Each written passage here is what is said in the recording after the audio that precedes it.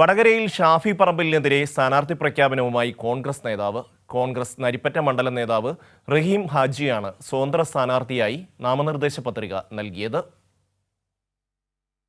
2 വർഷം മുമ്പാണ് കോൺഗ്രസ് നരിപ്പറ്റ മണ്ഡലം സെക്രട്ടറിയും മൈനോരിറ്റി കോൺഗ്രസ് ബ്ലോക്ക് ചെയർമാനുമായിരുന്ന റഹീം ഹാജിയെ പാർട്ടിയിൽ നിന്നും പുറത്താക്കിയത്. പാർട്ടി വിരുദ്ധ പ്രവർത്തനം ആരോപിച്ച് മണ്ഡലം പ്രസിഡന്റ് CK നാണു DCCക്ക് നൽകിയ റിപ്പോർട്ടിന്മേലായിരുന്നു പുറത്താക്കൽ നടപടി.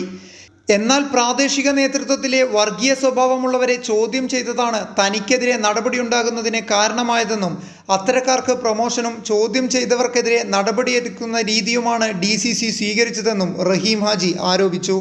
രഹസ്യ അജണ്ടകളുടെ ഭാഗമായിട്ടാണ് എനിക്കെതിരായിട്ടുള്ള നടപടി. നമ്മുടെ നാട്ടിൽ ഉള്ള ചില നേതാക്കന്മാരുടെ വർഗീയ സ്വഭാവം ചോദ്യം ചെയ്തിട്ടുണ്ട്, അത് ഇനിയും ചോദ്യം ചെയ്യും. അതിൽ നിന്നൊരു അടി പിന്നോട്ടില്ല.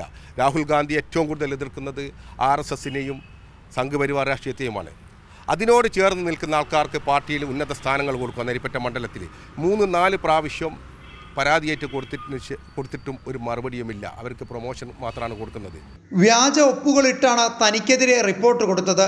സംസ്ഥാന നേതൃത്വത്തിനടക്കം ഇത് സംബന്ധിച്ച പരാതി നൽകിയിട്ടും പരിഹാരമുണ്ടായില്ല. ഇതിനെതിരെയുള്ള പ്രതിഷേധമാണ് വടകരയിലെ തന്റെ സ്ഥാനാർത്ഥിത്വമെന്നും റഹീം പറഞ്ഞു. നാമനിർദ്ദേശ പത്രിക സമർപ്പിക്കാനുള്ള അവസാന മണിക്കൂറുകളിലാണ് റഹീം പത്രിക സമർപ്പിച്ചത്. നീതിയുടെ വാതിൽ എല്ലാ ഭാഗത്തും മുട്ടി നോക്കിയിട്ടും നീതി കിട്ടുന്നില്ലെങ്കിൽ അവസാന ഘട്ടം എന്നുള്ള നിലക്കാണ് ഈ പത്രികയായിട്ട് ഞാൻ മുന്നോട്ട് പോയത്. കോൺഗ്രസ് നേതൃത്വത്തിന്റെ അനീതിക്കെതിരെ വ്യാപകമായ പരാതികൾ ഉയരുകയും പലരും പാർട്ടി വിട്ട് പുറത്തേക്ക് പോകുന്ന സാഹചര്യവും തുടരുകയാണ്. വടകര മണ്ഡലത്തിൽ നിരവധി നേതാക്കൾ തനിക്ക് പിന്തുണ പ്രഖ്യാപിച്ചിട്ടുണ്ടെന്നും വരും ദിവസങ്ങളിൽ കൂടുതൽ പേർ രംഗത്തേക്ക് വരുമെന്നും റഹീം ഹാജി പറഞ്ഞു. കൈരളി ന്യൂസ്, കോഴിക്കോട്.